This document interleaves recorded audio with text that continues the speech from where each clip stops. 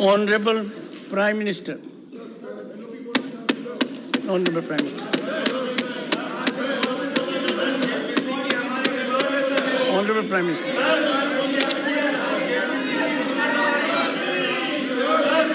Honorable Prime Minister. आदरणीय सभापति जी, राष्ट्रपति जी के अभिभाषण पर धन्यवाद प्रस्ताव पर जो चर्चा चल रही है, उस चर्चा में शरीक होकर के मैं आदरणीय राष्ट्रपति जी का आदरपूर्वक धन्यवाद करता हूं। आदरणीय राष्ट्रपति जी का अभिनंदन करता हूं।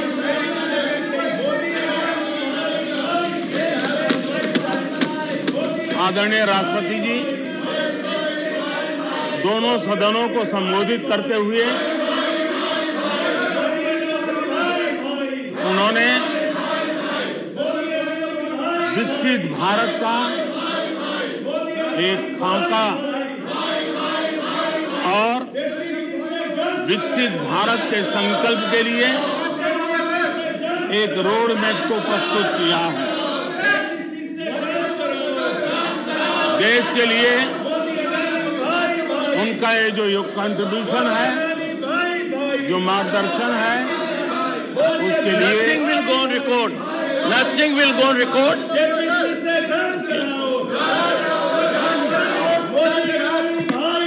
Honorable members, honorable members, honorable members, take your seat.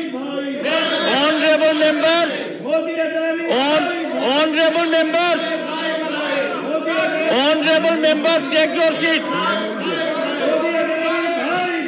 I call upon honorable members to observe decorum and take your seats. Honorable members,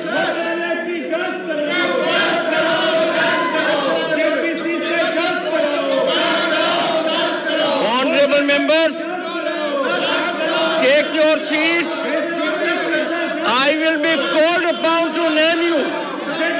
I will be called upon to name you. Take your seats. Take your seats. Honorable Prime Minister.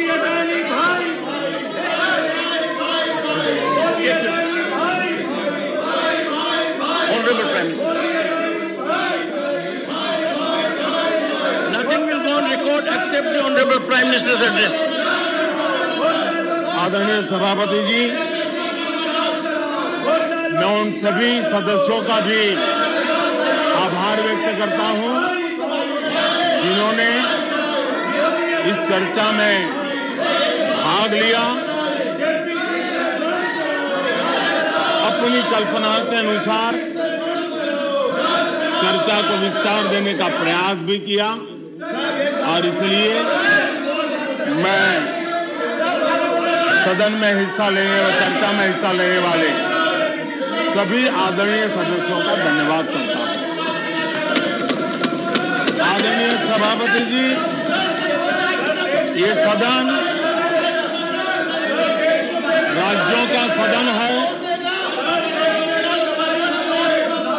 बीते दशकों में अनेक बुद्धिजीवियों ने इस सदन से देश को दिशा दी है, देश का मार्गदर्शन किया। इस सदन में अनेक साथी ऐसे हैं जो अपने व्यक्तिगत जीवन में भी बहुत कुछ सिद्धियां प्राप्त की हुई हैं, अपने व्यक्तिगत जीवन में बहुत बड़े काम भी किए हुए हैं और इसलिए इस सदन में जो भी बात होती है उस बात को देश बहुत गंभीरता से सुनता है और देश उसे बहुत गंभीरता से लेता है। लेकिन आदरणीय सभापति जी, ये भी दुर्भाग्यपूर्ण है, इतने महत्वपूर्ण सदन में कुछ लोगों का व्यवहार, कुछ लोगों की वाणी न सिर्फ सदन को लेकिन देश को निराश करने वाली रही।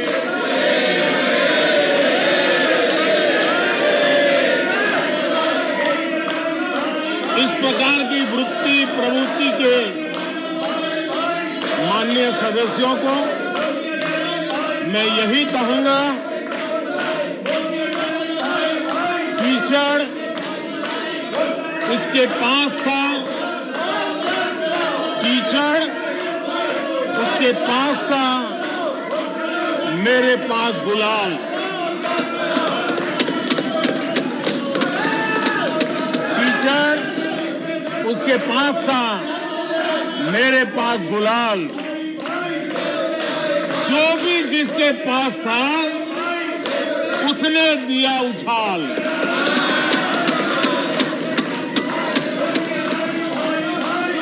और अच्छाई है, जितना कीचड़ उछालोगे कमल उतना ही ज्यादा खिलेगा।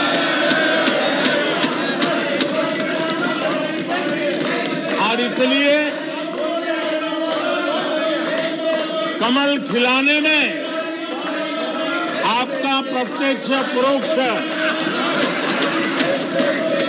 जो भी योगदान है, इसके लिए मैं उनका भी आभार व्यक्त करता हूं।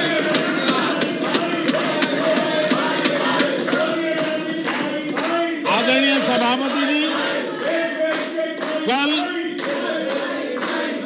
विपक्ष के हमारे वरिष्ठ साथी आदरणीय खड़गे जी ने कहा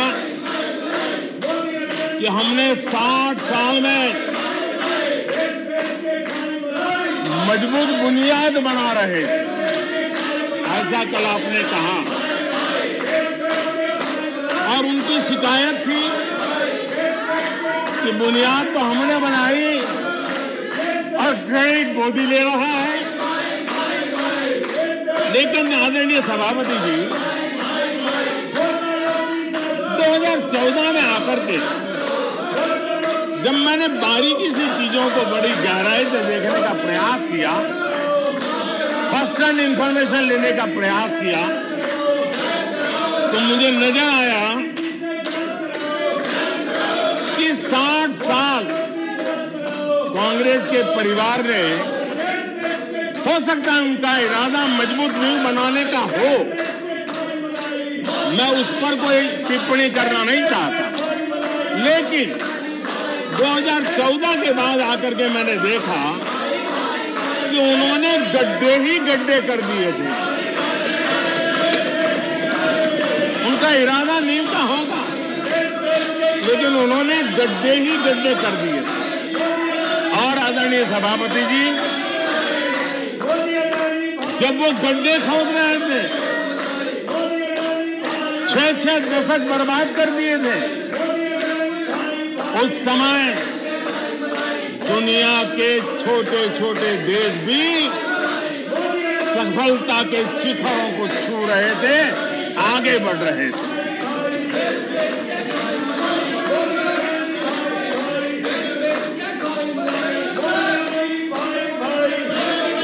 आदरणीय सभापति जी, उनका तो वो साल इतना अच्छा माहौल था कि पंचायत से लेकर के पार्लियामेंट तक उन्हीं की दुनिया चलती थी। इतना देश भी अनेक आशा अपेक्षाओं के साथ आंख बंद करके उनका समर्थन करता था। लेकिन उन्होंने इस प्रकार की कार्यशैली विकसित की, इस प्रकार का कल्चर विकसित किया कि जिसके कारण वे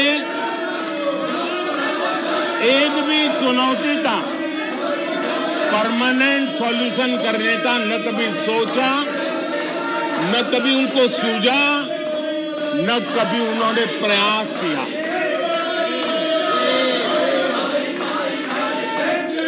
वे बहुत हो हल्ला हो जाता था तो चीजों को छू लेते थे, टोकनिज्म कर लेते थे और फिर आगे चले जाते थे। समस्याओं का समाधान करना ये उनका दायित्व था। देश की जनता समस्याओं से जूझ रही थी। देश की जनता देख रही थी कि समस्या का समाधान कितना बड़ा लाभ कर सकता है, लेकिन उनकी प्रायोरिटीज अलग थी, उनके इरादे अलग थे और उसके कारण किसी भी बात का परमानेंट सॉल्यूशन का प्रयास नहीं किया। आदरणीय सभापति जी, हमारी सरकार की पहचान जो बनी है वो हमारे पुरुषार्थ के कारण बनी है। एक के बाद उठाए गए कदमों के कारण बनी हुई और आज हम परमानेंट सॉल्यूशन की दिशा में आगे बढ़ते रहे हैं। हम एक एक विषय को छू करके भागने वाले लोग नहीं, लेकिन देश की मूलभूत आवश्यकताओं को परमानेंट सॉल्यूशन पर बल देते हुए हम आगे बढ़ रहे हैं। आदरणीय सभापति जी, अगर मैं पानी का ही उदाहरण लूं तो वो जमाना था कि किसी गांव में एक हैंडपंप लगा दिया तो हफ्ते भर उसका उत्सव मनाया जाता था और उस टोकनिज्म से पानी का काम किया करके गाड़ी चलाई जाती थी। कल यहाँ गुजरात का जिक्र कर रहे थे, आप हैरान होंगे, सबसे ज्यादा सीटों से जीतने का उनका जो गौरव था, वैसे एक मुख्यमंत्री एक शहर में पानी की टंकी का उद्घाटन करने गए थे और वो फ्रंट पेज पर हेडलाइन न्यूज था। यानी समस्याओं का टोकनिज्म क्या होता है, कैसे टाला जाता है, ये कल्चर देश ने देखा है। हमने भी पानी की समस्या को सुलझाने के लिए रास्ते अपनाए। हमने जल संरक्षण, जल सिंचन हर पहलू पर ध्यान दिया। हमने कैच द रेन अभियान से जनता को जोड़ा। इतना ही नहीं, आजादी के पहले से अब तक हम सरकार में आने तब तक सिर्फ 3 करोड़ घरों तक नल से जल मिलता था। आदरणीय सभापति जी, पिछले 3-4 साल में आज 11 करोड़ घरों को नल से जल मिल रहा है। भारत पानी की समस्या जो हर परिवार की समस्या होती है, जीवन में उसके बिना चल नहीं सकता और भविष्य के संभावनाओं को भी देखते हुए हमने उसके समाधान के रास्ते चुने। आदरणीय सभापति जी, मैं एक और विषय पर भी जाना चाहता हूं। Empowerment of common people. बैंकों का राष्ट्रीयकरण हुआ था, इस बात से हुआ था कि गरीबों को बैंकों का अधिकार मिले, ऐसी बहानेबाजी की गई थी। लेकिन इस बैंक देश के आधे से अधिक लोग बैंक से दरवाजे तक नहीं पहुंच पाए। हमने परमानेंट सॉल्यूशन निकाला और जनधन अकाउंट का अभियान चलाया, बैंकों को मोटिवेट किया, ऑन बोर्ड लिया। पिछले 9 साल में ही 48 करोड़ जनधन बैंक खाते खोले गए। इसमें 32 करोड़ बैंक खाते ग्रामीण और कस्बों में हुए हैं, यानी देश के गांव तक प्रगति की मिसाल को ले जाने का प्रयास हुआ। कल खड़गे जी शिकायत कर रहे थे कि मोदी जी बार बार मेरे चुनावी क्षेत्र में आते हैं। वो कह रहे थे मोदी जी कलबुर्गी आ जाते हैं।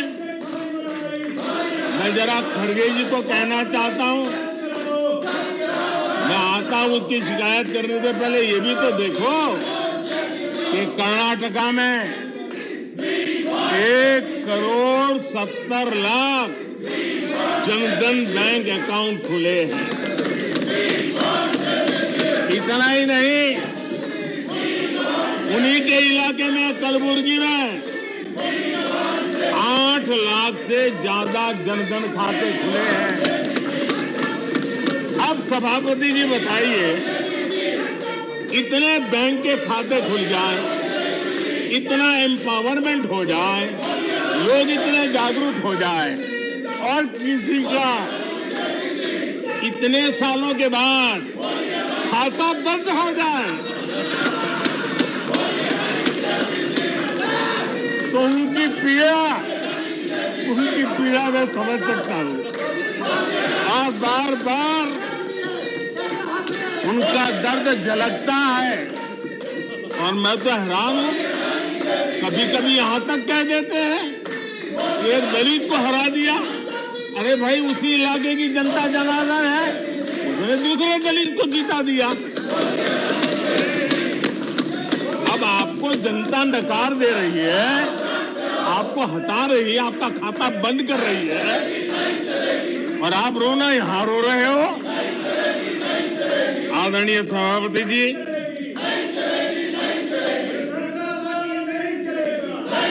जनधन, आधार, मोबाइल, ये जो त्रिशक्ति है, और उसने सीधा डायरेक्ट बेनिफिट ट्रांसफर, उस योजना के तहत पिछले कुछ वर्षों में 27 लाख करोड़ रुपया इस देश के नागरिकों के बैंक खातों में ट्रांसफर किया, हितधारकों के खातों में ट्रांसफर किया है। और मुझे खुशी है कि डायरेक्ट बेनिफिट ट्रांसफर, ये टेक्नोलॉजी का उपयोग करने के कारण इस देश के 2 लाख करोड़ रुपए से ज्यादा पैसे जो किसी इकोसिस्टम के गलत हाथों में जाता था, वो बच गया है। देश की बहुत बड़ी सेवा की है। और मैं जानता हूं, जिस इकोसिस्टम के सागरिकों को, चेले चपाटों को, जो 2 लाख करोड़ की ऐसी फायदे मिलते रहते थे, उनका चिल्लाना भी बहुत स्वाभाविक है।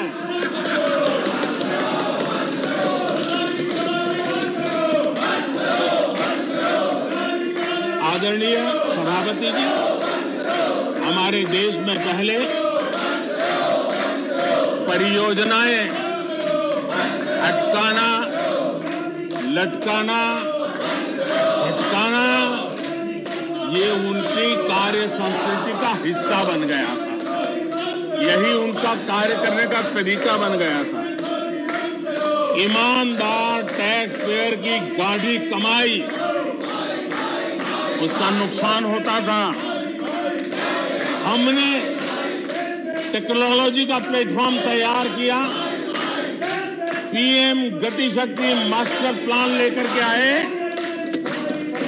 और 1600 लेयर में डेटा के माध्यम से इंफ्रास्ट्रक्चर को प्रोजेक्ट्स को गति देने का काम हो रहा है। जो योजनाएं बनाने में महीनों लग जाते थे वो आज सप्ताहों के भीतर उसको आगे बढ़ा दिया जाता है, क्योंकि आधुनिक भारत के निर्माण के लिए इंफ्रास्ट्रक्चर का महत्व हम भली भांति समझते हैं, स्केल का भी महत्व समझते हैं, स्पीड का भी महत्व समझते हैं और टेक्नोलॉजी के माध्यम से परमानेंट सॉल्यूशन और परमानेंट एस्पिरेशन का एड्रेस करने का प्रयास आदरणीय सभापति जी हम कर रहे हैं। आदरणीय सभापति जी, कोई भी जब सरकार में आता है तो देश के लिए कुछ करने के वादे करके आता है, जनता का कुछ भला करने के वादे करके आता है, लेकिन सिर्फ भावनाएं व्यक्त करने से बात बनती नहीं है। आप कह दें कि हम ऐसा चाहते हैं, हम ऐसा चाहते हैं, जैसे कभी कहा जाता था गरीबी हटाओ, 4-4 दशक हो गए, हुआ कुछ नहीं। इसलिए विकास की गति क्या है, विकास की नीयत क्या है, विकास की दिशा क्या है, विकास का प्रयास क्या है, परिणाम क्या है, ये बहुत मायने रखता है। सिर्फ आप कहते रहे कि हम भी कुछ करते थे, इतने से बात बनती नहीं है। आदरणीय सभापति जी, जबकि हम जनता को उनकी प्राथमिकताओं के आधार पर, उनकी आवश्यकताओं, और जब जनता की इतनी बड़ी आवश्यकताओं के लिए मेहनत करते हैं तो हम पर दबाव भी बढ़ता है, हमें मेहनत भी ज्यादा करनी पड़ती है, हमें परिश्रम भी ज्यादा करना पड़ता है। लेकिन हमने, जैसे महात्मा गांधी जी कहते थे, श्रेय और प्रेय, हमने श्रेय का रास्ता चुना है, प्रिय लग जाए आराम कर लें, वो रास्ता हमने नहीं चुना है। मेहनत करनी पड़ेगी तो करेंगे, दिन रात खपाना पड़ेगा तो खपाएंगे, लेकिन जनता जनार्दन के एस्पिरेशन को चोट नहीं पहुंचने देंगे और उसके एस्पिरेशन सिद्धियों में परिवर्तित हो जाए और देश विकास की यात्रा को पार करे, इसके लिए हम काम करते रहेंगे। इन सपनों को लेकर के चलने वाले हम लोग हैं और हमने वो करके दिखाया। आदरणीय सभापति जी, अब आप देखिए, देश आजाद हुआ तब से 2014 तक 14 करोड़ एलपीजी कनेक्शन थे और लोगों की मांग भी थी। लोग सांसदों के पास जाते थे कि हमें एलपीजी कनेक्शन मिल जाए, और उस समय 14 करोड़ घरों में था, डिमांड भी कम थी, प्रेशर भी कम था, आपको गैस लाने के लिए खर्चा भी नहीं करना पड़ता था, आपको गैस पहुंचाने के लिए व्यवस्था, आप भी मजे में चलती थी गाड़ी, काम होता नहीं था, लोग इंतजार करते रहते थे। लेकिन हमने सामने से होकर के तय किया कि हर घर को एलपीजी कनेक्शन देंगे। हमें मालूम था कि हम कर रहे हैं, हमें मेहनत करनी पड़ेगी, हमें मालूम था हमें धन खर्च करना पड़ेगा, हमें मालूम था हमें दुनिया भर से गैस लाना पड़ेगा। ये सब दबाव की संभावना जानने के बावजूद भी हमारी प्राथमिकता मेरे देश का नागरिक था, हमारी प्राथमिकता हमारे देश के सामान्य लोग थे, और इसलिए हमने 32 करोड़ से ज्यादा परिवारों के पास गैस कनेक्शन पहुंचाए। नया इंफ्रास्ट्रक्चर खड़ा करना पड़ा, धन खर्चना पड़ा। आदरणीय सभापति जी, इस एक उदाहरण से आप समझ सकते हैं कि हमें कितनी मेहनत करनी पड़ी होगी, लेकिन हमने आनंद के साथ, संतोष के साथ, गर्व के साथ इस मेहनत को किया और मुझे खुशी है कि सामान्य मानवी को उसका संतोष मिला। इससे बड़ा एक सरकार के लिए संतोष क्या हो सकता है। आदरणीय सभापति जी, आजादी के अनेक दशकों के बाद भी इस देश में 18,000 से ज्यादा गांव ऐसे थे जहां बिजली नहीं पहुंची थी, और ये गांव अधिकतर हमारे आदिवासी बस्ती के गांव थे, हमारे पहाड़ों पर जिंदगी गुजारने वालों के लोगों के गांव थे, जनजातीय से गांव थे, नॉर्थ ईस्ट के गांव थे। लेकिन ये उनके चुनाव के हिसाब किताब में बैठता नहीं था, इसलिए इनकी प्रायोरिटी नहीं था। हम जानते थे ये कठिन काम इन्होंने छोड़ दिए हैं। हमने कहा हम तो मक्खन पे लकीर करने वाले नहीं, पत्थर पे लकीर करने वाले लोग हैं। हम इस चुनौती को भी उठाएंगे, हम इस चुनौती को भी उठाएंगे। और हमने हर गांव में बिजली पहुंचाने का संकल्प उठाया। समय सीमा में 18,000 गांवों में बिजली पहुंचाई, और उस चुनौतीपूर्ण काम करने के पीछे गांवों में एक नई जिंदगी की अनुभूति हुई। उनका विकास तो हुआ, लेकिन सबसे बड़ी बात हुई, देश की व्यवस्था पर उनका विश्वास बढ़ा। और विश्वास बहुत बड़ी ताकत होती है। जब देश के नागरिकों का विश्वास बनता है, तब वो लाखों करोड़ों गुना एक सामर्थ्य में परिवर्तित हो जाता है। वो विश्वास हमने जीता है और हमने मेहनत की, हमें मेहनत पड़ी, लेकिन मुझे खुशी है उन दूर दराज के गांवों को आजादी के इतने सालों के बाद नई आशा की किरण दिखाई दी, संतोष का भाव प्रकट हुआ, और वो आशीर्वाद आज हमें मिल रहे हैं। आदरणीय सभापति जी, पहले की सरकारों में कुछ घंटे बिजली आती थी, कहने को तो लगता था बिजली आ गई, गांव के बीच में खंभा डाल दिया तो हर साल उसकी संवत्सरी मनाते थे, फलानी तारीख को खंभा डाला गया था, बिजली तो आती नहीं थी। आज बिजली पहुंची इतना ही नहीं, औसत हमारे देश में 22 घंटे बिजली देने के प्रयास में हम सफल हुए हैं। हमें इस काम के लिए नई ट्रांसमिशन लाइनें लगानी पड़ी, हमें नए ऊर्जा उत्पादन के लिए काम करना पड़ा, हमने सौर ऊर्जा की ओर जाना पड़ा, हमें रिन्यूएबल एनर्जी का नए क्षेत्र खोजने पड़े। हमने लोगों को उनके भाग्य पर नहीं छोड़ दिया, राजनीतिक फायदे घाटे की बात नहीं सोची। हमने देश का आने वाली कल उज्जवल बनाने का रास्ता चुना। हमने खुद के लिए दबाव बढ़ाया, लोगों की मांग बढ़ने लगी, दबाव बढ़ने लगा। हमने मेहनत वाला रास्ता चुना और इसके नतीजे आज देश देख रहा है। देश ऊर्जा के क्षेत्र में प्रगति की ऊंचाइयों को प्राप्त कर रहा है। आदरणीय सभापति जी,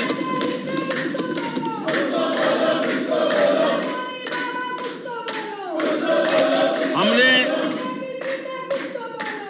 आजादी के अमृत काल में एक बहुत बड़ा हिम्मत भरा कदम उठाया। मैं जानता हूं यह आसान नहीं है, हमें बहुत मेहनत करनी पड़ेगी, और वो रास्ता हमने चुना है सैचुरेशन का। हर योजना के जो लाभार्थी हैं 100% लाभ कैसे पहुंचे, 100% लाभार्थियों को लाभ पहुंचे, बिना रोक टोक के लाभ पहुंचे, और मैं कहता हूं, अगर सच्चा पंथ निरपेक्षता है तो यही है, सच्चा सेक्युलरिज्म है तो यही है। और सरकार उस राह पर बड़ी ईमानदारी के साथ चल पड़ी है। अमृत काल में हमने सैचुरेशन का संकल्प लिया है। 100% लाभार्थियों तक पहुंचने का भाजपा एनडीए सरकार का ये संकल्प है। आदरणीय सभापति जी, ये 100% वाली बात, ये सैचुरेशन वाली बात देश की अनेक समस्याओं का समाधान तो है ही। उस नागरिक की समस्याओं का समाधान इतना ही नहीं है, देश की समस्याओं का समाधान है। एक ऐसी नई कार्य संस्कृति को लेकर के हम आ रहे हैं जो देश में मेरा तेरा अपना पराया उन सारे भेदों को मिटाने वाला रास्ता है, सैचुरेशन वाला हम लेकर के आए। सैचुरेशन तक पहुंचने का मतलब होता है भेदभाव की सारी गुंजाइशें खत्म करना। जब डिस्क्रिमिनेशन रहता है तब करप्शन को भी संभावना मिलती है। कोई कहेगा मुझे जल्दी दो, तो कहता है इतना दोगे तो दूंगा, लेकिन 100% जाना है तो उसको विश्वास होता है, भले इस महीने मुझे नहीं पहुंचा, 3 महीने के बाद पहुंचेगा, लेकिन पहुंचेगा, विश्वास बढ़ता है। ये तुष्टीकरण की आशंकाओं को समाप्त कर देता है। फलानी जाति को मिलेगा, फलाने परिवार को मिलेगा, फलाने गांव को मिलेगा, फलानी बिरादरी को मिलेगा, फलाने पंथ संप्रदाय वालों को मिलेगा, ये सारी तुष्टीकरण की आशंकाओं को खत्म कर देता है। स्वार्थ के आधार पर लाभ पहुंचाने की प्रवृत्ति को पूरी तरह खत्म कर देता है और समाज के आखिरी व्यक्ति को, जो आखिरी पंक्ति में खड़ा हुआ व्यक्ति है, और महात्मा गांधी जिसकी हमेशा वकालत करते थे, उसके अधिकारों की रक्षा इसके अंदर समाहित होती है और हम उसको सुनिश्चित करते हैं। और सबका साथ सबका विकास, ये मतलब यही है कि 100% उनके हकों को पहुंचाना। जब सरकार की मशीनरी का लक्ष्य हर पात्र व्यक्ति तक पहुंचने का हो तो भेदभाव पक्षपात टिक ही नहीं सकता। इसलिए हमारा ये 100% सेवा अभियान, सोशल जस्टिस, सामाजिक न्याय, इसका बहुत बड़ा सशक्त माध्यम है। यही सामाजिक न्याय की असली गारंटी है। यही सच्ची पंथ निरपेक्षता है, यही सच्चा सेक्युलरिज्म है। हम देश को विकास का ये मॉडल दे रहे हैं जिसमें हितधारक सबको उनके हक मिले। देश हमारे साथ है। कांग्रेस को बार बार देश नकार रहा है, लेकिन कांग्रेस और उसके साथी अपनी साजिशों से बाज नहीं आते हैं और जनता ये देख भी रही है और उनको हर मौके पर सजा भी देती रही। आदरणीय सभापति जी, हमारे देश की आजादी में 1857 से लेकर के स्वतंत्र संग्राम का कोई भी दशक उठा लीजिए, हिंदुस्तान का कोई भी भूभाग उठा लीजिए, मेरे देश की आजादी की लड़ाई में मेरे देश के आदिवासियों का योगदान स्वर्णिम पुष्प से भरा पड़ा हुआ है। गर्व होता है देश को कि मेरे आदिवासी भाइयों ने आजादी के महात्म्य को समझा था, लेकिन दशकों तक मेरे आदिवासी भाई विकास से वंचित रहे और विश्वास का सेतु तो कभी बन ही नहीं पाया। आशंकाओं से भरी हुई व्यवस्था बनी और उन नौजवानों के मन में बार बार सरकारों के लिए सवाल उठते चले गए, लेकिन उन्होंने सही नियत से काम किया होता, नेक नियत से काम किया होता, आदिवासियों के कल्याण के प्रति समर्पण भाव से काम किया होता, तो आज 21वीं सदी के तीसरे दशक में मुझे इतनी मेहनत नहीं करनी पड़ती। लेकिन उन्होंने नहीं किया। अटल बिहारी वाजपेयी की सरकार थी, पहली बार इस देश में आदिवासियों के विकास के लिए अलग मंत्रालय बना, पहली बार आदिवासियों के कल्याण के लिए, भलाई के लिए, विकास के लिए अलग बजट की व्यवस्था हुई। आदरणीय सभापति जी, हमने 110 जिलों को आकांक्षी जिलों के रूप में आइडेंटिफाई किया, जो विकास में पीछे रह गए, सामाजिक न्याय जैसे महत्व का है, एवं भौगोलिक रूप से भी जो पीछे रह गए हैं उनको न्याय दिलाना उतना ही आवश्यक होता है। और इसलिए हमने 110 आकांक्षी जिले और 110 में आधे से अधिक वो इलाके हैं जहां बहुल जनसंख्या जनजातीय हैं, मेरे आदिवासी भाई बहन रहते हैं। 3 करोड़ से ज्यादा आदिवासी भाइयों को इसका सीधा लाभ मिला है, उनके जीवन में बदलाव आया है। इन क्षेत्रों में शिक्षा, स्वास्थ्य, इंफ्रास्ट्रक्चर, इसमें अभूतपूर्व सुधार हुआ है, क्योंकि हमने 110 जिलों पर विशेष फोकस किया है, उनका रेगुलर मॉनिटरिंग कर रहे हैं। यहां पर हमारे कुछ माननीय सदस्यों ने ट्राइबल सब प्लान की बात का जिक्र किया था। मैं ऐसे साथियों का अनुरोध करता हूं कि जरा समय निकाल करके किसी पढ़े लिखे व्यक्ति की मदद लेकर के बैठिए, जो बजट को अध्ययन कर सकता है, थोड़ा समझा सकता है, और आप देखेंगे तो पता चलेगा कि बजट में शेड्यूल्ड ट्राइब कंपोनेंट फंड्स, इसके तहत 2014 के पहले की तुलना में 5 गुना अधिक वृद्धि हुई है।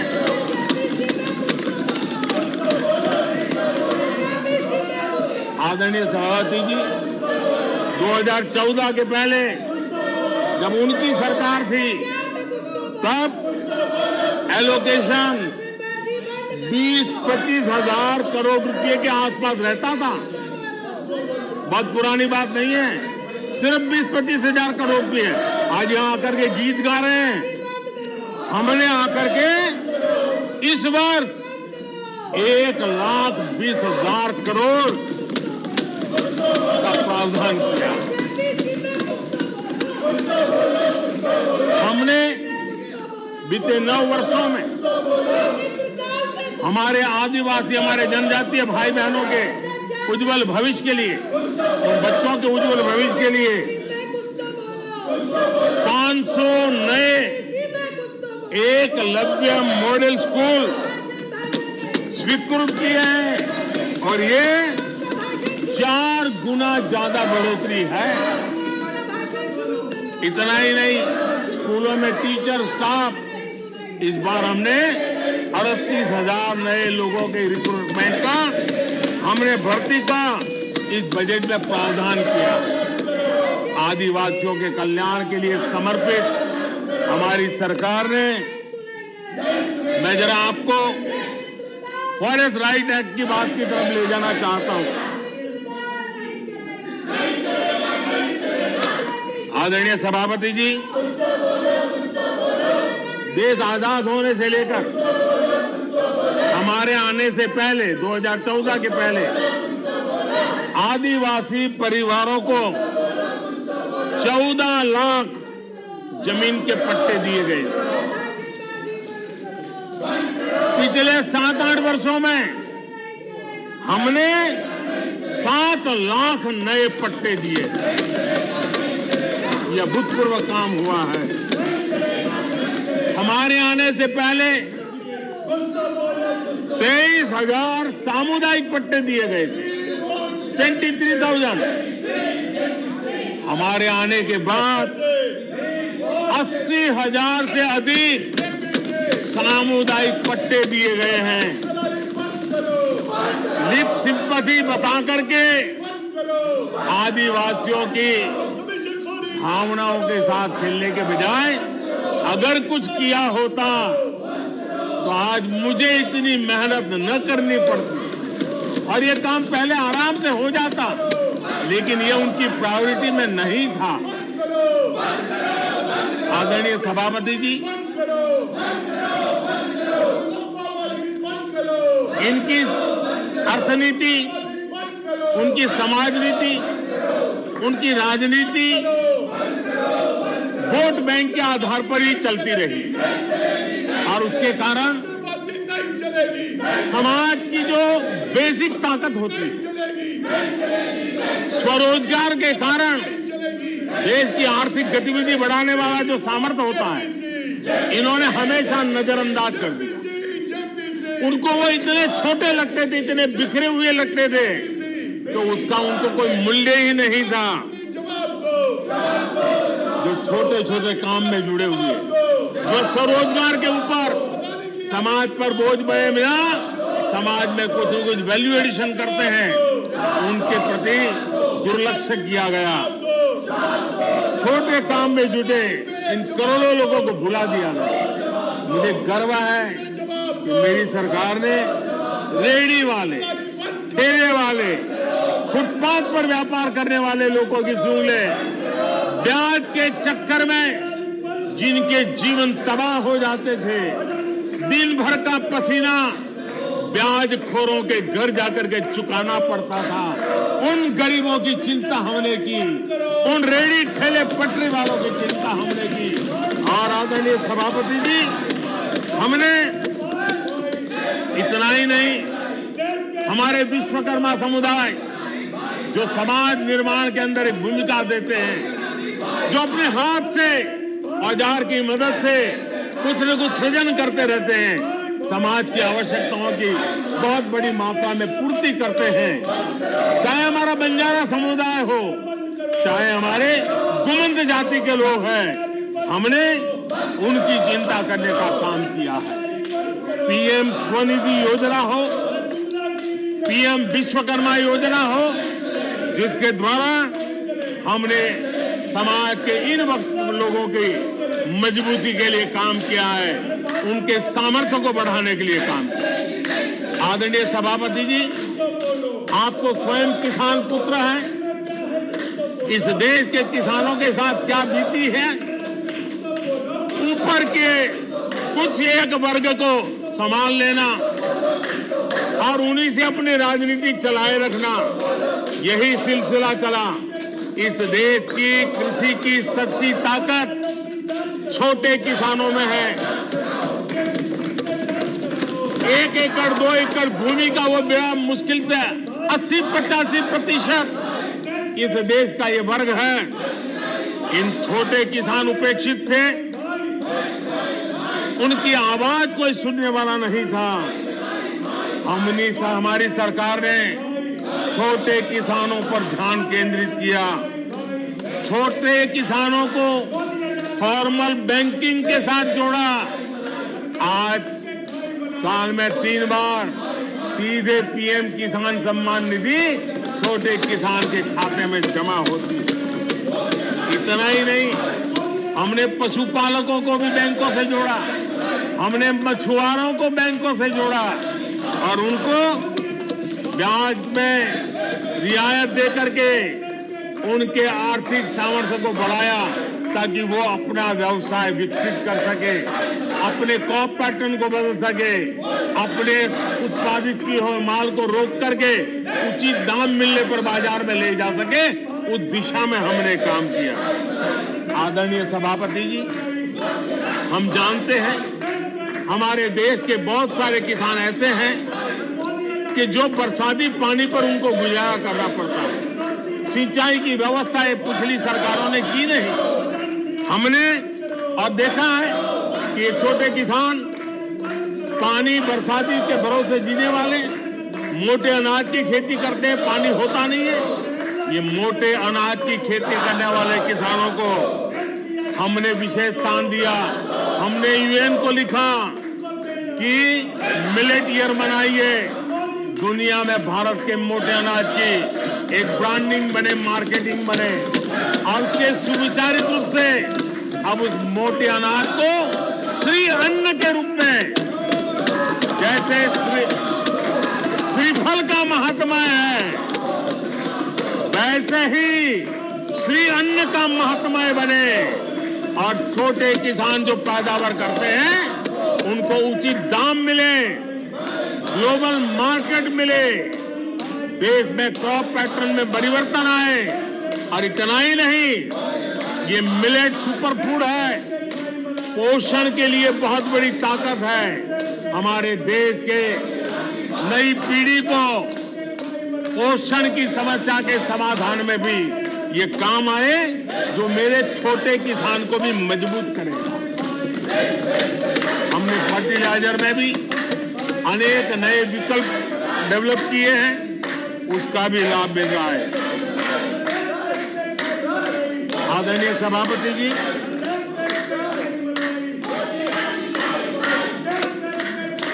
हमें बड़े कन्विक्शन के साथ मैं मानता हूं कि जब निर्णय प्रक्रिया में माताओं बहनों की भागीदारी बढ़ती है तो परिणाम अच्छे मिलते हैं, जल्दी मिलते हैं और निर्धारित लक्ष्य को प्राप्त करने वाले होते हैं। और इसलिए माता बहनों की भागीदारी बढ़े, वे निर्णय प्रक्रिया में हमारे साथ जुड़े, उस दिशा में महिला सशक्तिकरण को लेकर के, महिलाओं के नेतृत्व के विकास के लिए हमारी सरकार ने प्राथमिकता दी है। सदन में हमारे एक माननीय सदस्य ने कहा कि महिलाओं को टॉयलेट देने से क्या महिलाओं का विकास हो जाएगा? हो सकता है उनका ध्यान सिर्फ टॉयलेट पे गया हो, वो उनकी कठिनाई होगी, लेकिन मैं जरा बताना चाहता हूं, मुझे इस बात का गर्व है और मैं गर्व अनुभव करता हूं,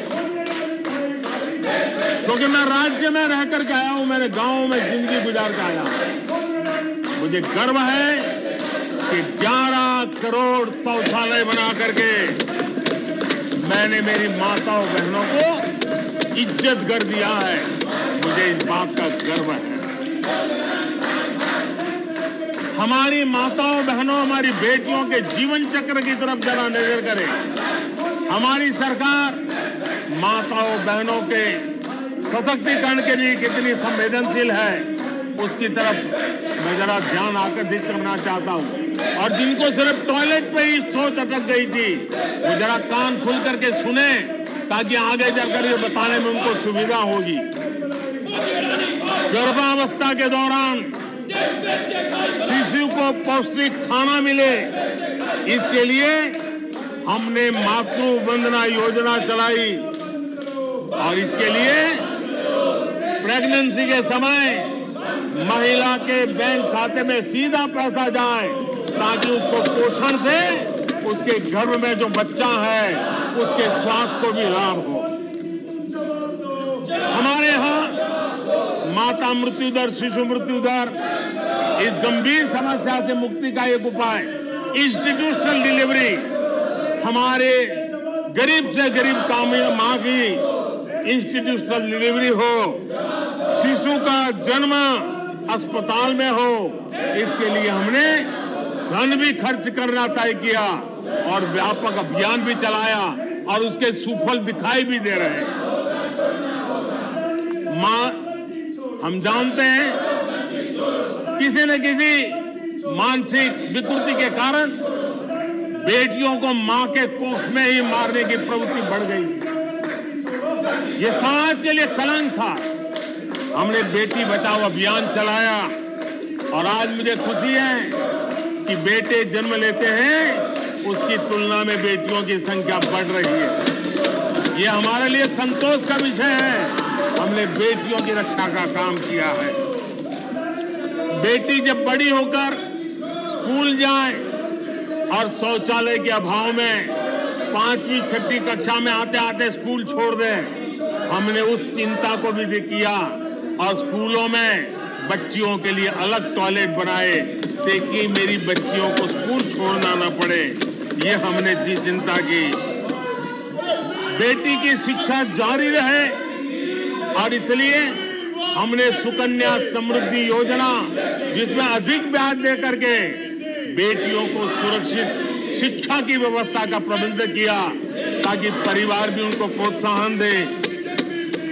बेटी बड़ी होकर अपना काम करने के लिए बिना गारंटी मुद्रा योजना से लोन ले सके, अपने पैरों पे खड़ी हो सके। और मुझे खुशी है कि मुद्रा योजना के लाभार्थियों में 70% हमारी माताएं बेटियां हैं। हमने ये काम किया है। मां बनने के बाद भी नौकरी जारी रख सके, इसके लिए मातृत्व अवकाश में हमने वृद्धि की है। वो डेवलप कंट्रियों से भी कभी कभी ज्यादा है। ये काम हमने किया है। बेटियों के लिए हमने सैनिक स्कूल खोल दिए हैं। आदरणीय सभापति जी, आप तो स्वयं सैनिक स्कूल के विद्यार्थी रहे हैं। बेटियों को वहां एंट्री नहीं थी, वो काम भी हमने कर दिया। आज सैनिक स्कूलों में मेरी बेटियां पढ़ रही हैं। इतना ही नहीं, हमारी बेटियां अबला नहीं सबला है। वो सेना में जाना चाहती है, अफसर बनना चाहती है। हमने हमारी बेटियों को सेना के दरवाजे भी खोल दिए हैं। और आज गर्व होता है सियाचिन में मेरे देश की कोई बेटी मां भारती की रक्षा करने के लिए तैनात होती है। बेटी को गांव में कमाई के अवसर मिले और इसके लिए हमने विमेन सेल्फ हेल्प ग्रुप, उसको एक नई ताकत दी, वैल्यू एडिशन किया और बैंकों से मिलने वाली उनकी रकम में बहुत बड़ा इजाफा किया। और इसलिए वो भी हमने उनकी प्रगति के लिए हमारी माताओं, बेटियों को, बहनों को लकड़ी के धुएं से जिंदगी में मुसीबतें झेलनी न पड़े, इसलिए हमने उज्ज्वला योजना से गैस का कनेक्शन दिया। हमारी माताओं, बहनों को, बेटियों को पीने का पानी के लिए जूझना न पड़े, 2-2, 4-4 किलोमीटर तक जाना न पड़े।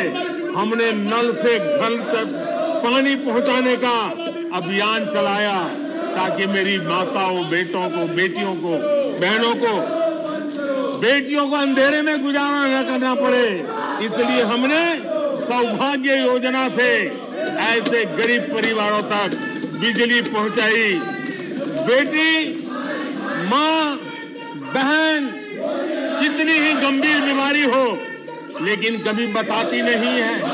उसको चिंता रहती है कि कहीं बच्चों पे कर्ज हो जाएगा, परिवार पर बोझ हो जाएगा। वो पीड़ा सहती है, लेकिन अपने बच्चों को अपनी बीमारी के विषय में नहीं बताती है।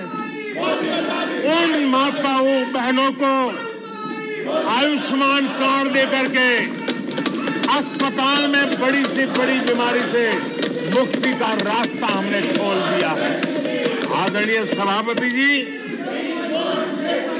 बेटी का संपत्ति पर अधिकार हो, इसलिए हमने सरकार की तरफ से जो आवाज देते हैं उसमें बेटी के राइट को निश्चित किया, उसके नाम पर प्रॉपर्टी करने का काम किया। हमने महिला सशक्तिकरण के लिए हमारी माताओं, बहनों को जो भी छोटी मोटी बचत कर लें, मुसीबत झेल करके बचत करना माताओं, बहनों का स्वभाव होता है और वो घर में अनाज के डिब्बे में पैसे रख करके गुजारा करती है। उस मुसीबत में निकाल के हमने उसको जनधन के खाते दे दिए। बैंक में पैसा जमा करे इसकी व्यवस्था कर दी। और आदरणीय सभापति जी, इस बजट सत्र के लिए तो गर्व की बात है कि बजट सत्र का प्रारंभ महिला राष्ट्रपति के द्वारा होता है और बजट सत्र का विधिवत प्रारंभ महिला वित्त मंत्री के अवसर पर होता है। देश में ऐसा संयोग पहले कभी नहीं आया जो आज आया है। और हमारा तो प्रयास रहेगा कि ऐसे शुभ अवसर आगे भी देखने को मिले।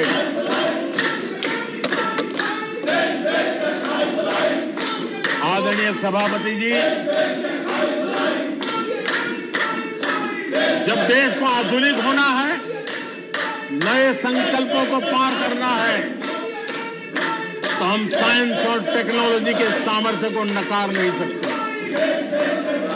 साइंस और टेक्नोलॉजी के महत्व को हमारी सरकार भली भांति समझती है, लेकिन हम टुकड़ों में नहीं सोचते, हम टोकनिज्म में नहीं सोचते हैं।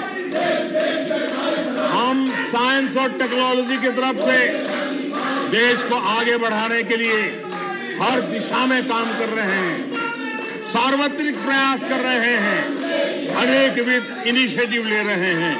और इसलिए बचपन में साइंटिफिक टेम्परामेंट डेवलप करने के लिए अटल टिंकरिंग लैब, ये वैज्ञानिक सोच के निर्माण के लिए स्कूल के लेवल पर बच्चों को हमने अवसर दिया।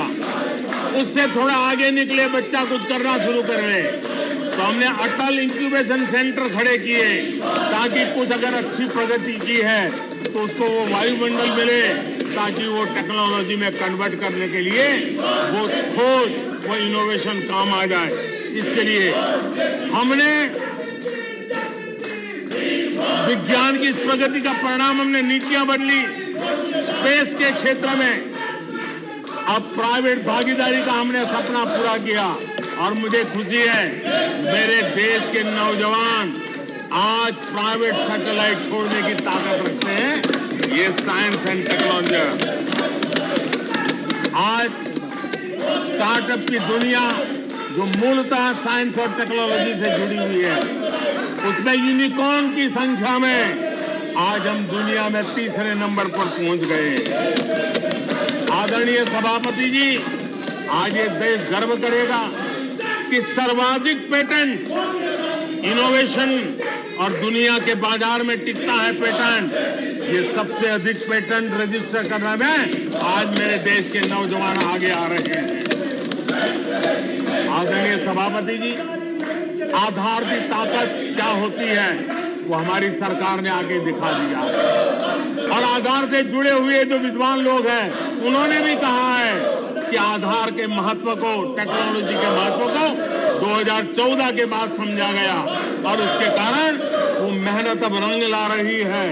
हमने देखा है कोविड के काल में कोविन प्लेटफॉर्म 200 करोड़ वैक्सीनेशन और सर्टिफिकेट कोविन का आपके मोबाइल पर विदिन ए सेकंड आ जाता है। लेकिन दुनिया को अचंभा तब हुआ कि भारत अपनी वैक्सीन लेकर के आ गया है कोविड। दुनिया के लोग अपनी वैक्सीन, हमारे यहाँ पर बहुत बड़ा मार्केट था, बेचने के लिए भांति भांति के प्रेशर करते थे, आर्टिकल लिखे जाते थे, टीवी में इंटरव्यू दिए जाते थे, सेमिनार किए जाते थे।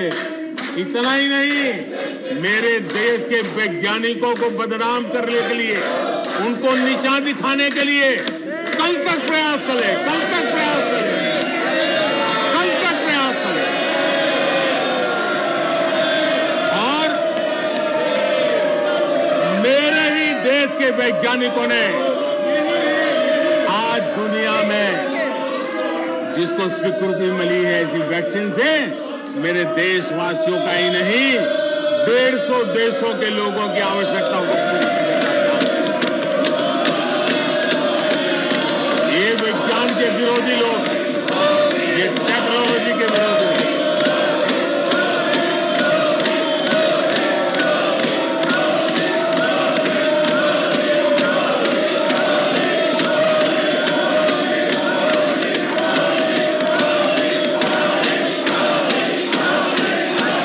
आदरणीय सभापति जी, ये विज्ञान के विरोधी है, ये टेक्नोलॉजी के विरोधी है। हमारे वैज्ञानिकों को बदनाम करने का कोई मौका नहीं छोड़ते।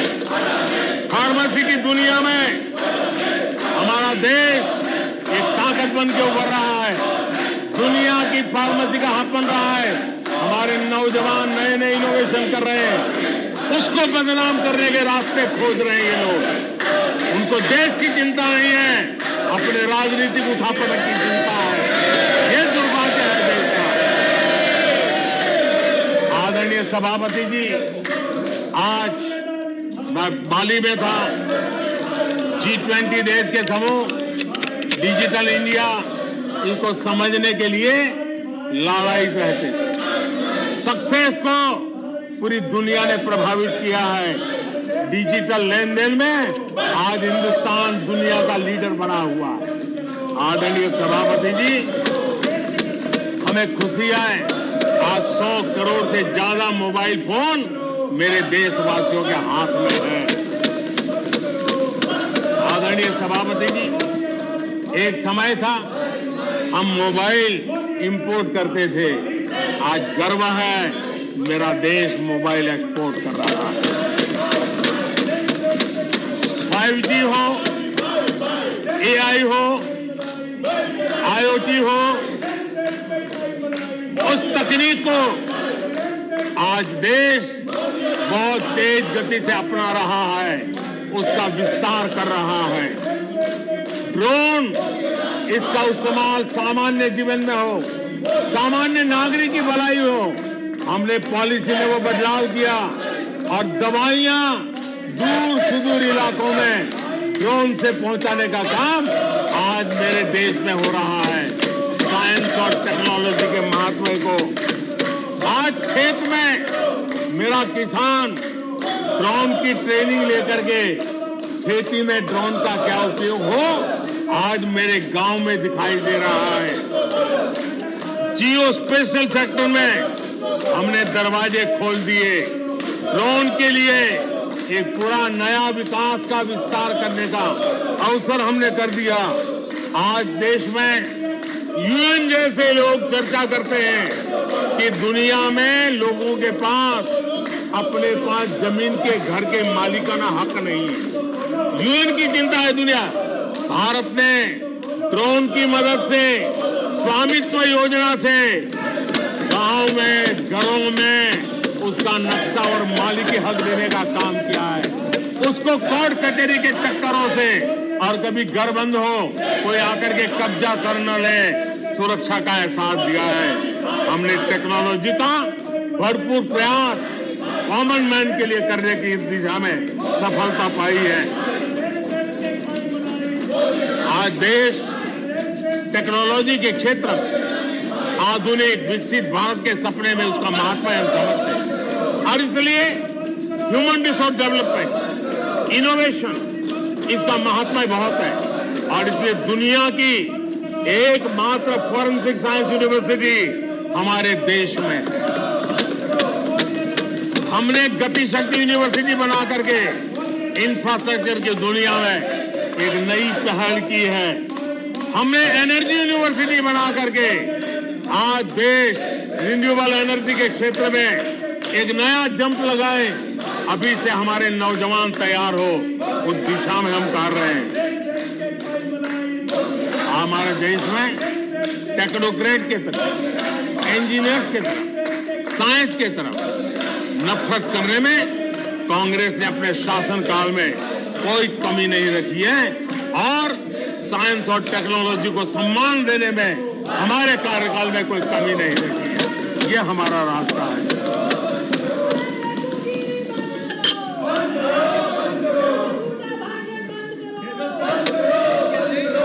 आदरणीय सभापति जी, यहाँ रोजगार की भी चर्चा हुई। मैं हैरान हूं कि जो अपने आप को सबसे लंबे समय तक सार्वजनिक जीवन का दावा करते हैं, इनको ये मालूम नहीं है कि नौकरी और रोजगार में फर्क होता है।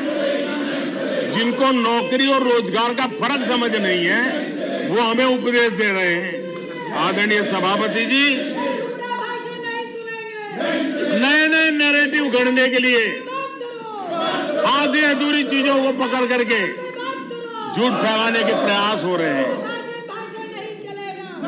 बीते 9 वर्ष में अर्थव्यवस्थाओं का जो विस्तार हुआ है, नए सेक्टर्स में रोजगार की नई संभावनाएं बनी। आज ग्रीन इकोनॉमी में देश जिस प्रकार से आगे बढ़ रहा है, उसने ग्रीन जॉब की बहुत बड़ी संभावनाएं धरती पर उतार करके दिखाई है और अधिक संभावनाएं बनी हुई है। डिजिटल इंडिया के विस्तार से डिजिटल इकोनॉमी, उसका भी एक नया क्षेत्र। आज सर्विस सेक्टर में डिजिटल इंडिया एक नई बुलंदी पर है। 5 लाख कॉमन सर्विस सेंटर, गांव के अंदर एक कॉमन सर्विस सेंटर में 2-2, 5-5 लोग रोजी रोटी कमाते हैं। और दूर सुदूर जंगलों के छोटे छोटे गांव में भी कॉमन सर्विस सेंटर में आज हमारे देश की आवश्यक सेवाएं गांव के लोगों को एक बटन पर उपलब्ध हो, ये व्यवस्था हुई है। डिजिटल इकोनॉमी ने अनेक नए रोजगार की संभावनाएं पैदा की। आदरणीय सभापति जी, 90,000 रजिस्टर्ड स्टार्टअप, इसने भी रोजगार के नए द्वार खोले हैं। अप्रैल से नवंबर 2022 के दौरान ईपीएफओ पेरोल में 1 करोड़ से अधिक लोग जोड़े गए हैं। 1 करोड़ से अधिक लोग। आदरणीय सभापति जी, आत्मनिर्भर भारत रोजगार योजना, इसके जरिए 60 लाख से अधिक नए कर्मचारियों का लाभ हुआ है। आत्मनिर्भर भारत अभियान के तहत हमने अपने उद्यमियों के लिए स्पेस, डिफेंस, ड्रोन, माइनिंग, कोल, अनेक क्षेत्रों को खोला है, जिसके कारण रोजगार की संभावना में नई गति आई है। और देखिए, हमारे नौजवानों ने इन सारे कदमों का आगे आकर के अवसर उठाया है, उसका फायदा। आदरणीय सभापति जी, रक्षा के क्षेत्र में यह देश आत्मनिर्भर बने, ये देश के लिए बहुत आवश्यक है। मुझे खुशी है कि रक्षा के क्षेत्र आत्मनिर्भरता का मिशन लेके हम चले। आज 350 से ज्यादा निजी कंपनियां रक्षा के क्षेत्र में आई है और करीब 1 लाख करोड़ रुपए का एक्सपोर्ट रक्षा के क्षेत्र में मेरा देश कर रहा है। और अभूतपूर्व रोजगार इस क्षेत्र में भी पैदा हुए हैं। आदरणीय सभापति जी, रिटेल से लेकर के टूरिज्म तक हर सेक्टर का विस्तार हुआ है। खादी और ग्रामोद्योग, महात्मा गांधी के साथ जो व्यवस्था जुड़ी हुई है, खादी ग्रामोद्योग को भी डुबो दिया था। आजादी के बाद सर्वाधिक खादी ग्रामोद्योग के रिकॉर्ड तोड़ने का काम हमारे कालखंड में हुआ है। आदरणीय सभापति जी, इंफ्रास्ट्रक्चर में हो रहा रिकॉर्ड निवेश, चाहे रेल का काम होता हो, रोड का काम होता हो, पोर्ट का काम होता हो, एयरपोर्ट का काम होता हो, प्रधानमंत्री ग्राम सड़क योजनाएं बनती हो, ये सारे इंफ्रास्ट्रक्चर के काम, उसके लिए जो मटेरियल लगता है, उस इंडस्ट्री में रोजगार की संभावनाएं बढ़ी है। हर जगह निर्माण कार्य के अंदर मजदूर से लेकर मैकेनिक तक हर प्रकार के रोजगार की संभावनाएं, इंजीनियर से लेकर के श्रमिक तक हर किसी के लिए रोजगार के नए अवसर बने हैं। और उसी के कारण यूथ विरोधी नीति लेकर के चले हुए लोगों को आज यूथ नकार रहा है। और यूथ के भलाई के लिए हम जिन नीतियों को लेकर के चल रहे हैं, इसको आज देश स्वीकार कर रहा है। आदरणीय सभापति जी, यहां भी ये भी कहा गया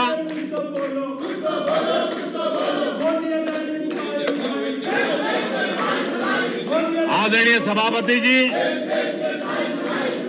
यहां ये भी कहा गया कि सरकार की योजनाओं को उनके नामों को लेकर के आपत्ति उठाई। कुछ लोगों को ये भी परेशानी है कि नामों में कुछ संस्कृत टच है, बताइए, इसकी भी परेशानी।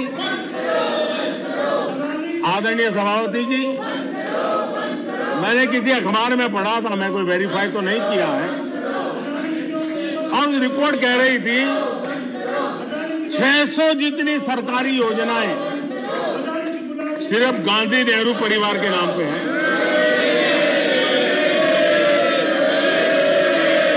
आदरणीय सभापति जी, किसी कार्यक्रम में अगर नेहरू जी के नाम का उल्लेख नहीं हुआ तो कुछ लोगों के बाल खड़े हो जाते हैं, उनका लहू एकदम गर्म हो जाता है कि नेहरू जी का नाम क्यों नहीं दिया।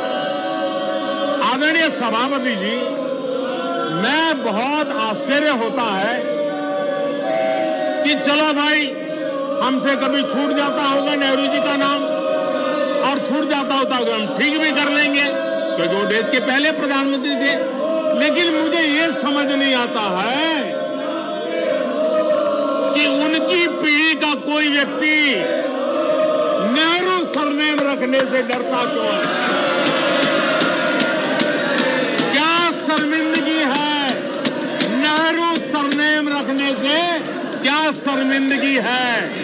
इतना बड़ा महान व्यक्तित्व अगर आपको मंजूर नहीं है, परिवार को मंजूर नहीं है, और हमारा हिसाब मांगते रहते हो। आदरणीय सभापति जी,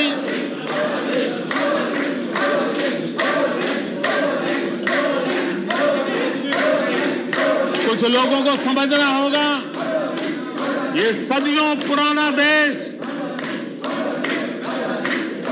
सामान्य मानवी के पसीने और पुरुषार्थ से बना हुआ देश, जन जन की पीढ़ियों की परंपरा से बना हुआ देश है। ये देश किसी परिवार की जागीर नहीं है। हमने मेजर ध्यानचंद जी का नाम पर खेल रत्न का पुरस्कार कर दिया। अंडमान में नेताजी सुभाष के नाम पर, स्वराज के नाम पर हमने द्वीपों का नामकरण किया। हमें गर्व हो रहा है। नेताजी सुभाष बोस के योगदान के लिए देश गर्व करता है, हम गर्व करते हैं। इतना ही नहीं, जो लोग आए दिन हमारे देश की सेना को नीचा दिखाने का मौका नहीं छोड़ते, हमने इन द्वीपों को परमवीर चक्र प्राप्त करने वाले सेनानियों के नाम कर दिया। आने वाली सदियों तक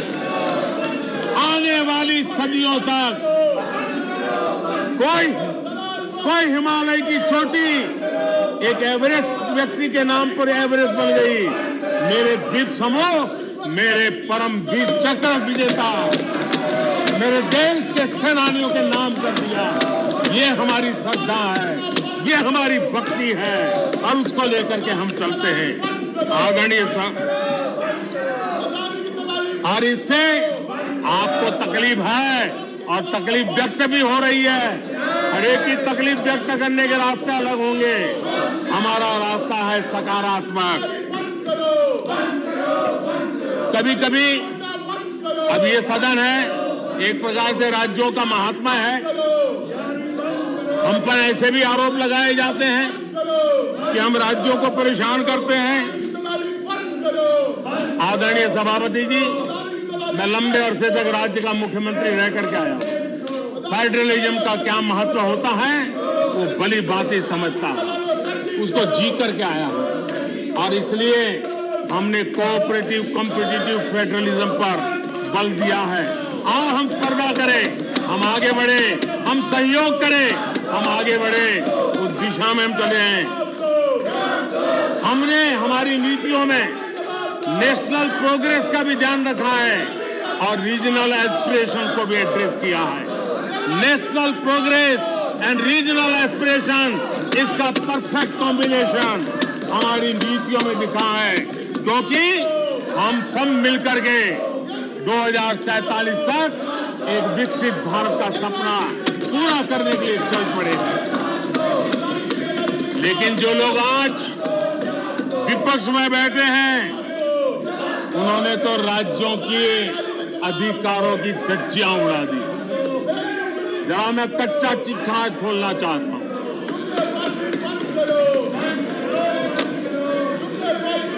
जरा इतिहास उठा करके देख लीजिए,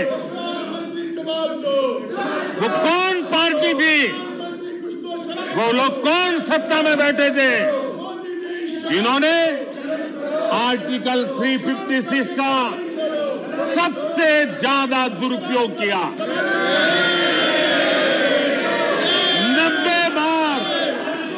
90 बार चुनी हुई सरकारों को गिरा दिया। कौन है वो? कौन है जिन्होंने किया? कौन है जिन्होंने किया? कौन है जिन्होंने किया? इतना ही नहीं सभापति जी, एक प्रधानमंत्री ने आर्टिकल 356 का 50 बार उपयोग किया, आधी सेंचुरी कर दी। वो नाम है श्रीमती इंदिरा गांधी का। 50 बार सरकारों को गिरा दिया। केरल में आज जो लोग इनके साथ खड़े हैं, जरा याद कर लीजिए, थोड़ा बार माइक लगा दीजिए। केरल में वामपंथी सरकार चुनी गई, जिसे पंडित नेहरू पसंद नहीं करते थे। कुछ ही कालखंड के अंदर चुनी हुई पहली सरकार को गढ़ दे दी। आज आप वहां खड़े हैं, आपके साथ क्या हुआ था जरा याद कीजिए। आदरणीय सभापति जी, जरा डीएमके के मित्रों को भी बताता हूं, तमिलनाडु में एमजीआर और करुणानिधि जैसे दिग्गजों की सरकारें, उन सरकारों को भी इन्हीं कांग्रेस वालों ने बर्खास्त कर दिया। एमजीआर की आत्मा देखती होगी आप कहां खड़े हो। यहां पर पीछे बैठे हैं इस सदन के वरिष्ठ सदस्य और जिनको मैं हमेशा एक आदरणीय नेता मानता हूं, श्रीमान शरद पवार जी। 1980 में शरद पवार जी का आयु 35-40 साल की थी। एक नौजवान मुख्यमंत्री महाराष्ट्र की सेवा करने के लिए निकला था, उनकी सरकार को भी गिरा दिया गया और आज वो वहां है। आज वो वहां हर क्षेत्रीय नेता को उन्होंने परेशान किया और एनटीआर के साथ क्या किया।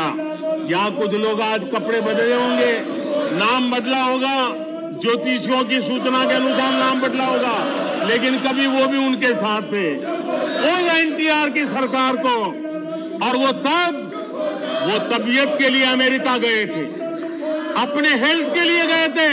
आपने एनटीआर की सरकार को गिराने का प्रयास किया। ये कांग्रेस की राजनीति का स्तर था।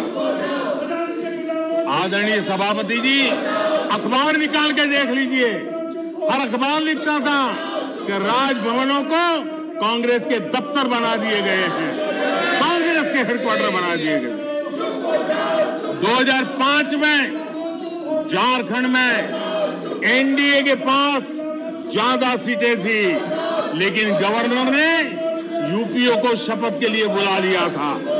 1982 में हरियाणा में भाजपा और देवीलाल के पास प्री पोल उनका एग्रीमेंट था, उसके बावजूद भी गवर्नर ने कांग्रेस की सरकार के लिए निमंत्रण कर दिया था। ये कांग्रेस के पाप, और आज देश को गुमराह करने की बातें कर रहे हैं। आदरणीय सभापति जी, मैं एक बात को जानना चाहता हूं,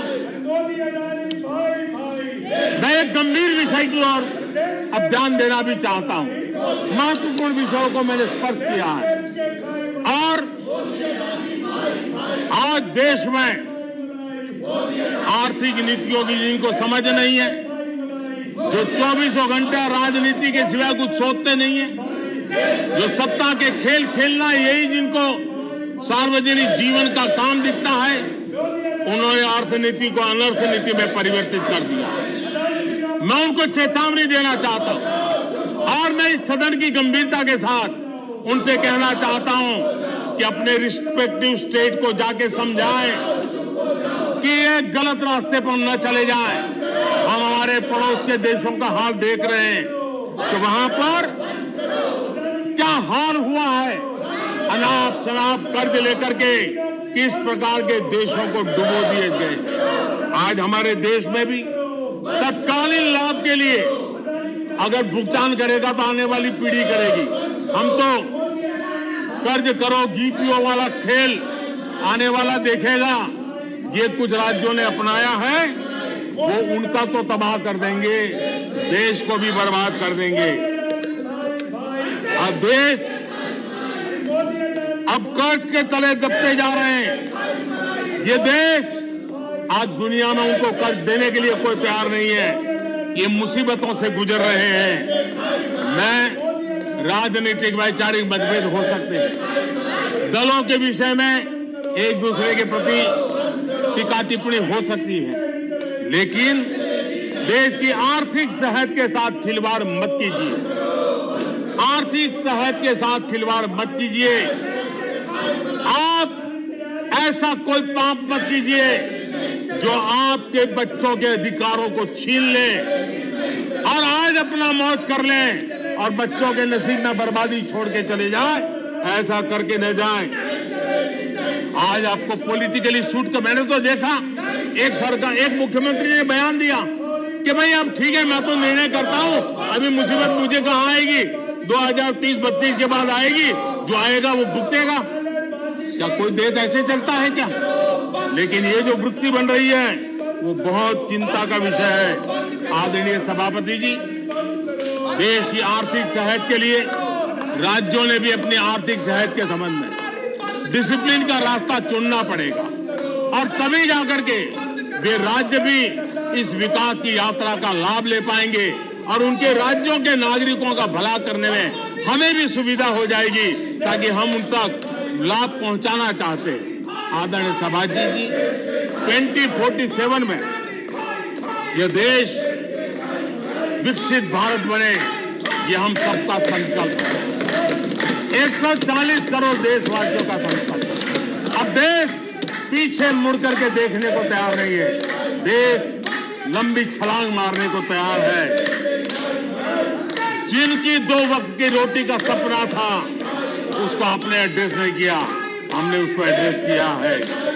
जिसको सामाजिक न्याय की अपेक्षा थी तो आपने एड्रेस नहीं किया, हमने एड्रेस किया है।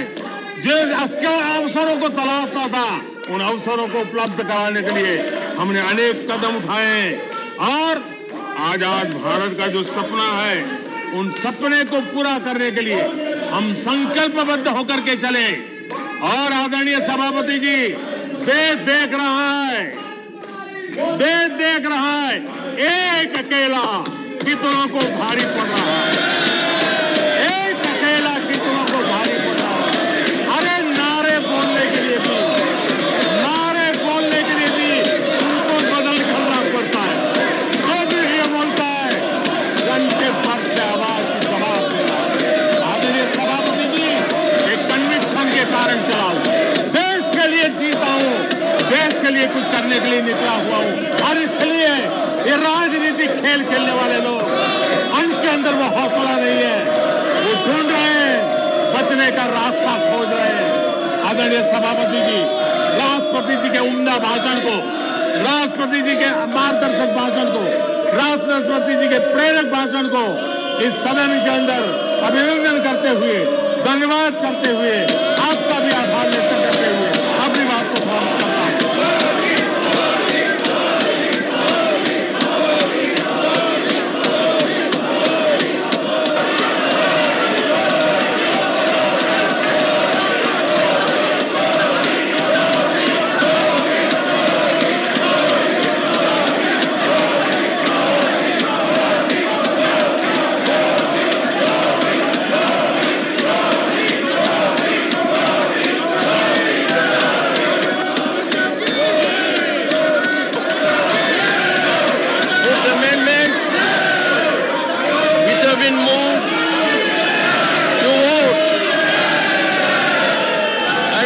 amendment number 127 by Shri A.M. Rahim. Shri A.M. Rahim, are you withdrawing the amendments or should I put them to vote?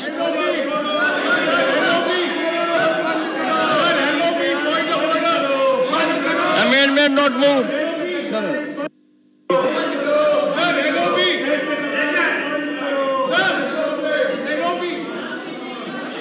Honorable members, absolutely. Please, is this the way? No.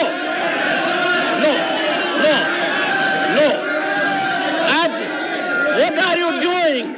The whole nation is looking at you. Indecorous conduct.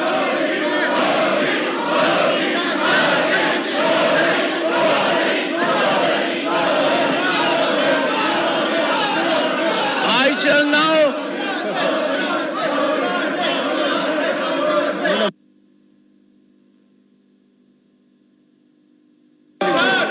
has the leave of the House to withdraw the amendment.